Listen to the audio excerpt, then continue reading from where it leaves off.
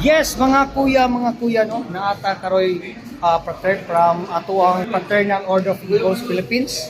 So natay sa Central Visayas na nino ang ato ang Marvels Black Screening for a cause para ni sa ato ang mga kaigsuunan nga mga senior citizen nga pangbiyaan.